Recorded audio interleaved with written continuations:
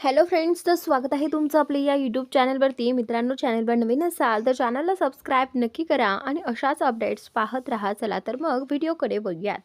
तर आता इथे इंद्राने त्याच्या सावलीला बोलवलेलं आहे. तो म्हणत असतो की आता मला तुझी गरज आहे, मला सांग ना नक्की मला काय होतं. तर तेवढ्याच त्याच्यासमोर दुसरा इंद्रा बसतो आणि तो त्याच्याशी बोलू लागतो.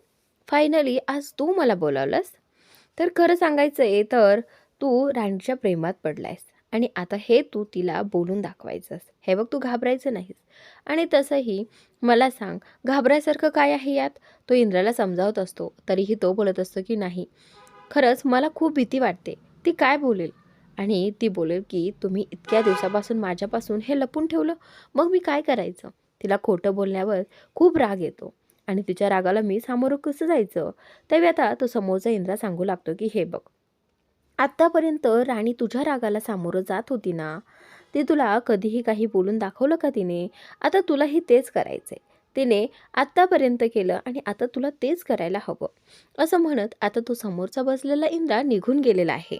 तर आता तो गेल्यानंतर तिथे राणी येते आणि हा जो इंद्रा आहे ना, त्याचं लक्षच नसतं. त्याला वाटतं की तो त्या इंद्राशीच बोलतोय, पण नाही.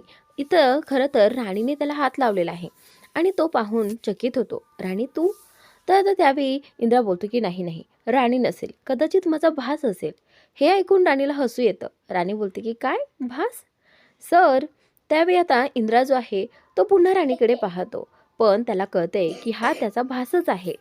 राणी त्याच्याशी बोलण्याचा प्रयत्न करते, पण तिला तो इग्नोर करतो. आणि त्याचनंतर राणी तेवढ्यातच आता तिथे पडायला लागते आणि इंद्रा तिला पकडायला जातो. आणि त्यावेळी आता राणी बोलते की सर, आता हाही तुम्हाला भास वाटतो का? त्याचनंतर आता इंद्रा जो आहे तो पुन्हा तिच्यात हरपून जातो आणि राणी जी आहे ती त्याला पकडून तिथेच उभी राहते. म्हणजे आता इंद्रा बोलतो की खरंच हा माझा भास नव्हता. आता राणी मला प्रश्न विचारेल, आता मला इथून सटकायला हवं. असं म्हणत इंद्रा जो आहे तो आता तिथून सटकतो आणि इकडे राणी जी आहे ती हसायला लागते. सरांना आता भास होतो. तर आता असं म्हणत ती हसत असते. तर आता इकडे ही जी उर्मिला आहे तिचा खूप संताप होत असतो.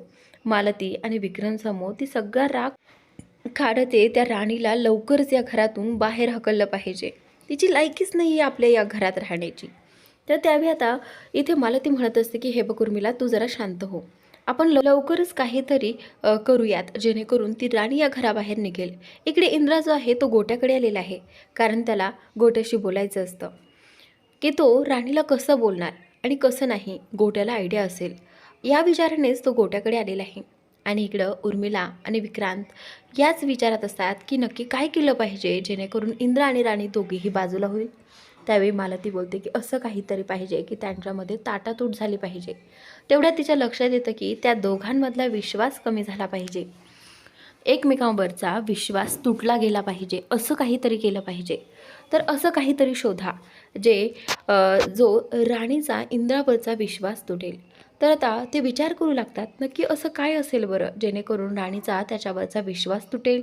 इकडे गोट्या इंद्राला विचारत असतो की सर, तुम्हाला नक्की काय बोलायचं तिच्याशी आणि तुम्ही एवढे का घाबरताय? तर ते इंद्रा विचारत असतो की मला माहीत आहे तिचा राग. तिला जर राग आला ना, आणि तसंही तिला खोटं बोलायला आवडत नाही. तर आता तो याच प्रश्नाचं उत्तर मागत असतो की सर, नक्की तुम्हाला भावाला असं काय बोलायचं आहे की तुम्ही एवढा विचार करताय?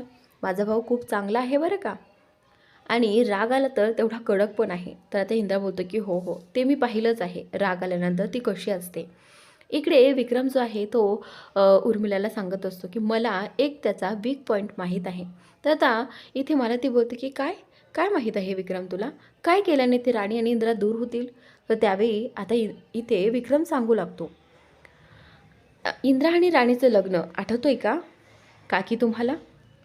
इंद्रा आणि राणीचं लग्न जे आहे ते राणीच्या विरोधात झालं होतं, इंद्रासोबत.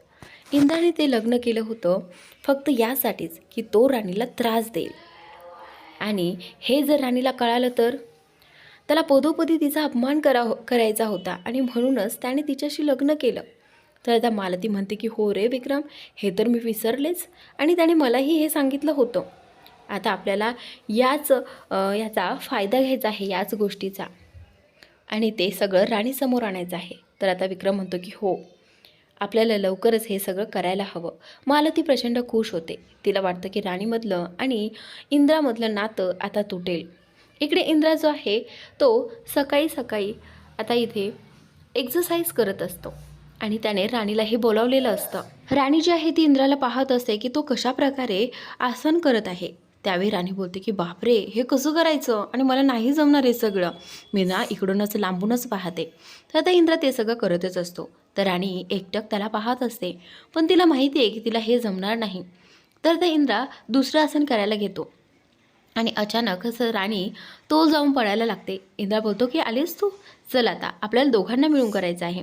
तर राणी बोलते की सर, काय गरज आहे त्याची, हे पहा आपल्याला उशीर होईल आणि आपल्याकडे वेळ खूप कमी आहे. तर आता इंद्रा बोलतो की काही नाही, वेळ कमी वगैरे काही नाही, चल माझ्याबरोबर, चल मी जसं सांगतो तसं कर. तर आता राणी बोलते की सर. तर आता सर बोलतात की नाही नाही, मी काही ऐकून घेणार नाही, हे बघ मी जसं करतोय तसं कर. असं म्हणत आता इंद्राने राणीला ती एक्सरसाइज करायला लावलेली आहे. ते आसन कशा प्रकारे करायचं असतं तेही तिला समजावून सांगितलेलं आहे.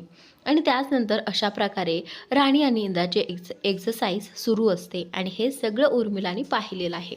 उर्मिला आणि विक्रम जिन्यावरून खाली येत असतात. त्यावेळी मालती मस्तपैकी चहा पित असते. त्यावेळी आता ते दोघेही जण येतात आणि बोलतात की काय मग मालती, तुम्ही इथं मस्तपैकी चहा पित आहे आणि तिकडे काय चाललं आहे माहिती आहे का तुम्हाला? तिकडे इंद्रा भाऊजी त्या राणीची एक्सरसाइज घेत आहेत. तर आता इथे मालती बोलते की काय?